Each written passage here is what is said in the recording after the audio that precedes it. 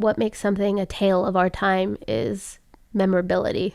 As the whole phrase evokes, the classic tale as old as time. So it's something that sticks with you, and not necessarily just you, but through generations and storytelling and just all throughout the conceivable history of the written word, I guess. Something like that.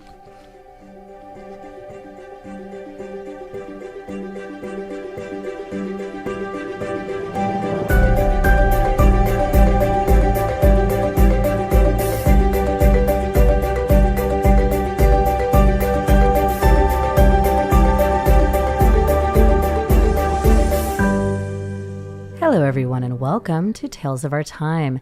This is a show where we discuss the stories that move us, what makes them so meaningful, and why others could or should find meaning in them as well.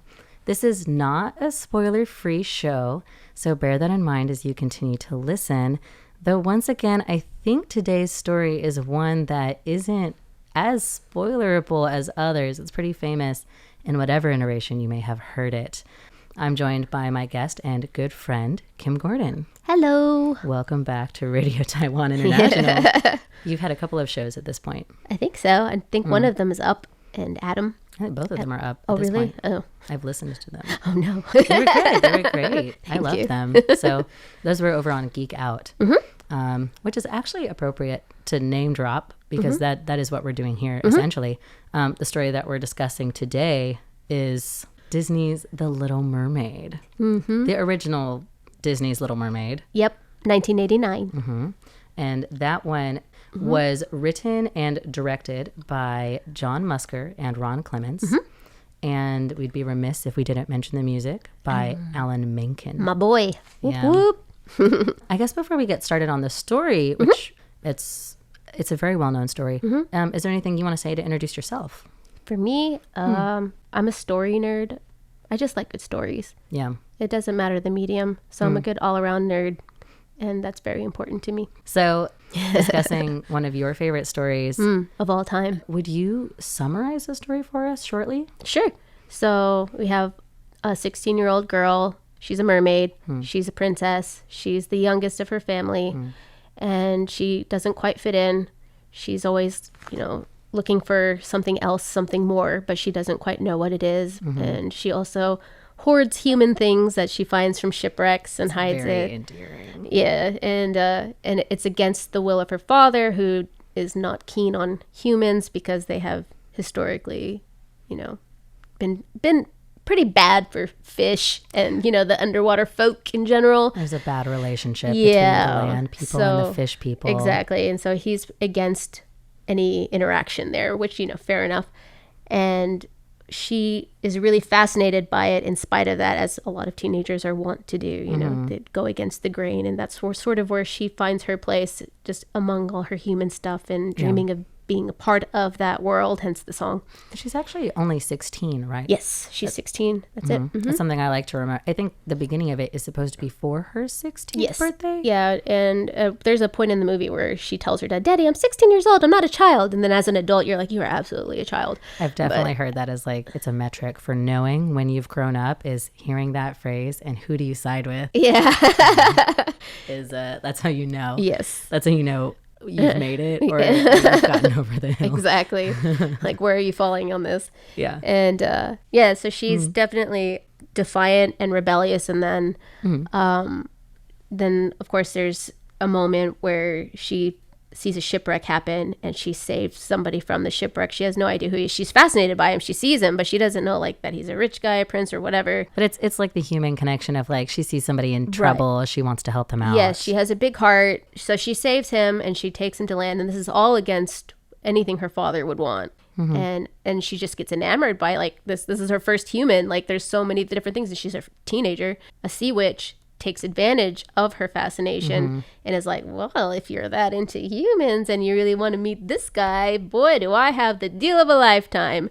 Let's forget that you're 16 years old and you can't it actually sounds like the consent deal anything. of a lifetime. It does, especially when you're a 16-year-old girl and you're like, I want to be human, and now there's a hot guy, yeah, sign me up. And so she takes the deal not knowing that it's going to be a big trap and da da da da da. And, she has to kiss the guy in 3 days or else she goes back to being a mermaid. But it's all a ploy for her, for the sea witch Ursula to take over the kingdom, the sea kingdom. And I always forget about the 3-day timeline, that it was such a short time frame. So they don't kiss, despite the song and everything trying to get them to do that. Right. And it ends, Ursula, but it is, to her credit, Ariel is doing a great job. Because if I remember correctly, Ursula decides she's got to go interrupt it. Yes. Because they might kiss. Yes, it comes very close, and she's like, this redhead's getting there, and I don't want that. Yeah. So she cheats. Time to rig the game. Yes. She hypnotizes Eric Yeah. and breaks Ariel's little heart, but Ariel's very determined, and she still tries. Yeah. Especially when she realizes it's a trap. She's like, I got to go save this again. Yeah. So once again, here I am, a 16-year-old trying to save a grown man. The film itself resurrected Disney's princess genre and revitalized Disney. If Ariel didn't swim, we wouldn't have all these other girls running around. So That's cute. She swam so we could run. Exactly. They could run. Yeah. And then at the end, they kill the sea witch and live happily ever after. Yeah. And their dad decides, maybe I will make her happy. Yeah. Stop being so overprotective and let her try with what she wants. Yeah, because she quite clearly can handle herself. One reason I wanted to talk about this story with you, there's a lot of reasons, but one is because you really identify with this story. Yes. Like, what was your first experience with this? It wasn't my first movie I saw in the theater. That was, according to my dad, Lady and the Tramp, which, thanks, Dad. Oh, no, sorry. It was Fox and the Hound. Also, again, thanks, Dad. Comment still stands. And so I don't remember seeing that one with him. What I do remember is The Little Mermaid. That's the first movie I remember seeing in a theater. I remember seeing the ocean waves and just being completely just blown away by the visuals and how colorful and the music. it was. Yeah. Oh God, everything about it. And I was I was transfixed, and I have been ever since 1989. So then, what made this story so meaningful to you personally? So as a kid, I would say it was just the 90% aesthetic and then 10% identifying with this girl that didn't quite fit in with her own people. Because as a kid, I was sort of, I don't want to say isolated, but I have a handicapped brother. And so I was sort of left to my own devices more often than not. Yeah. And I had to find my own things to do and entertain myself. And I sort of saw that in her too, where she didn't quite fit in with her sisters. She was the youngest and she had all her things that she liked, but other people were like, I don't really get it. Yeah. And she was also very fond of animals. She has her little fish friends and stuff. And the bird. Even though it's a weird friendship, she seems to be reaching out into those places as well. Yeah. Canonically, she's always had an interest in this human world. And I always get really angry. It's silly to get angry about it, but Sure. for me, I have a lot of feelings about it, that people think that generally it's perceived that she changes herself for a man. And when that's important to me that she didn't, because the whole point of the song is I want to be part of that world, not his world. She hadn't even seen him in the first place. She just wanted to be part of the human world. Yeah. And that was very, very important to her. And he was like a happy little bonus. You're right, because I am one of those people. I'll admit it. I think until I met you, that was always kind of the way that I read it. But I always forget that she did, it's not that I forgot she was enthralled with the world in general. I always forget that song comes before she's even met Prince Eric. And I think, honestly, I think I'm probably influenced, maybe like a lot of other people, by the original story. For anyone who has read the Hans Christian Andersen version, first of all, I'm sorry, because it is a major bummer. It sure is. It has a way less happy ending. But in that version, there is an element of Ariel not the mermaid, fitting in. just the mermaid. Yeah. Not fitting in, but it is more about falling in love with the prince. She does want to be human for him, to be with him. It's very directed towards the love interest. And so, frankly, I think that my perception always gets skewed between the two of them. The Disney version is actually much more, in that way, I guess, much more of an adventure. It is. And they went into it wanting her to be against the grain of all the princesses that came before her. So that's why she fights back. That's why she's got the red hair. That's why she's got a spunky attitude. And that's why she is independent and has her own dreams. And it's not just about Eric. in a meta way also. I suppose that's why they went underwater. Yes. Like, I know that a lot of writers use like drastic change of scene when they're trying to do something different. The same can be said here of like taking it underwater, using mermaids in that way for Disney did allow them to kind of break the mold. One of the big major taglines for The Little Mermaid was she is the little mermaid who dreamed of something more. It's not about a man. It's not about any of this. And it was never about that. And people don't give Eric any credit either. Yeah. I don't. I was one of them. Yeah. Well, no, it's okay because this is like a societal narrative thing that gets imposed on it and you don't even actively realize it. But as someone who watches it every year for her birthday, like a nerd. Like I said, you are in my mind, preeminent. Like proving it right now in this moment. He's also, people forget he's young. He's just a prince. Isn't he also like 18? Yes, he's young. He's 18 years old, but like mentally he's like 12, you know?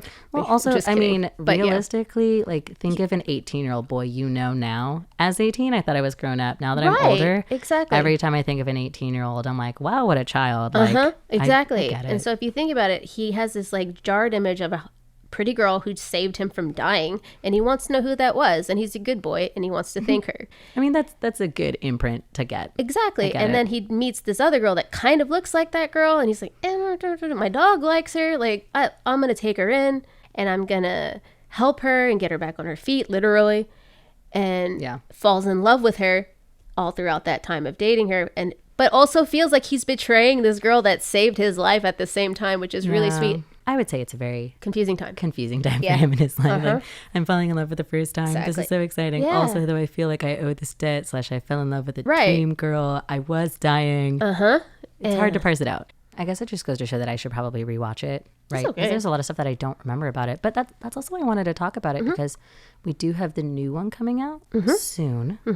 What are your thoughts about that? Because there has been a lot of talk about it, and some of it in good faith and some of it not. Right. So as somebody who really likes the original, what is your opinion of the new one coming out without having seen it? By the way, we've recorded this before we are able to see the new one. So this is somewhat uninformed in that respect. Right. I've seen one trailer and graphically it looks really pretty. Not really happy with some of the designs. I think she's adorable, and I think she's gonna really do like the best that she can with whatever they give her. Yeah. And that she's got a great voice. She's just so cute. She's such a cutie pie. And and I'm really excited for the representation that she brings for all the young Black girls out there. Like, that's really cool for them. I think one of the reasons I always liked Ariel is I've always been sort of halfway between two worlds too. Like, because I come from a mixed family, and she's half human, half mermaid. Literally mixed. Yeah, you know, like I think right. And I don't know that I consciously realize that half the time. But anyway, so that part I'm excited to see it. But I'm not excited about some of the things that I've heard that they're going to change. What I have heard is that they're changing some of the lyrics to Kiss the Girl to include consent, and that's really stupid to me because the song itself is about the fact that she can't verbalize it, and they're trying to help him see that she is giving him consent to kiss her, and how important nonverbal cues are in the real world, because a lot of people don't realize that you can give them nonverbally as much as you can not consent nonverbally, right? So those are two very important things that actually get addressed in the movie. Right. I understand like the intention behind it. Like it's good intentions, and so that's nice.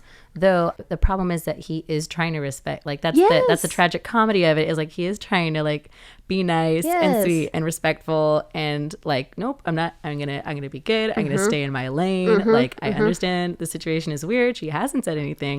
So I just want to be cool. I want to be chill. Like that's already the vibe of the song. And he's already trying to like understand her nonverbal cues because she can't speak. She doesn't have a voice. He's like really trying to listen. And like part of the whole thing is Ursula's like, you use your body language, and not to cite her as a great source, but she's not wrong. As the villain, right? We can't rely on her for everything. But it's a point that she makes, and it's a valid one, that she has to find other ways to communicate. But Ursula underestimates her, and that she thinks that she's not going to be able to do that. Well, I guess we'll have to see how that plays out. I hope it lives up to it. So and again, like you said, like it is exciting to see in terms of like having someone you can relate to. That was one reason you liked Ariel yourself. So we're happy about that. We love that. So then going back to the original Disney one, why do you think that it should be considered a tale of our time? For me, it was always finding what you dream of and latching onto it, not letting go. So in terms of like following your dreams, that's what I would give it to her for, because that's what she did. She chased her dream and she got so much more than she even wanted. Yeah. Which I think is really cool. Oh man, I say this a lot on the show, but I did get like a little chill of goosebumps. Like just like the sweetness of like the verbiage you use, like find your dream, latch onto it, don't let go, like chase it until the end, and then see where you get. Yeah, and in the end, she gets everything she wants and then some. Like her family accepts her.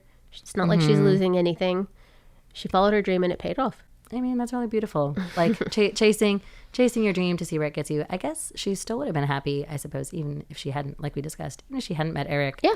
Like having the experience up there is really what she wanted. Yeah. So you can see it. You can see it when he takes her around the town and she gets to see the puppet guy and she hits him with a bat and stuff, like because she doesn't know any better. And like, what am I doing? Like, is this what we all do this for? Right. Yeah. So like, regardless of whether or not she would get to keep that or go back into the water, like she got that experience that she wanted. Okay. So then to wrap it up, of course, Little Mermaid already has a lot of these, but if you could give The Little Mermaid like a catchy one phrase subtitle, what would you give it?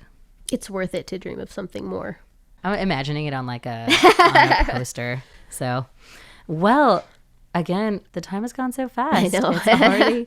It's already over. So thank you everyone for joining us on Radio Taiwan International. This has been Tales of Our Time. I'm your host, Amanda Stevens, with my guest, Kim Gordon. Thanks for coming today. Happy to come and swim along. I hope that you guys have learned something with us. I hope you enjoyed it. I also hope you guys are as excited as we are about the new one. This has been us discussing Disney's original Little Mermaid. It's worth it to dream of something more. A tale of our time. We'll see you next time.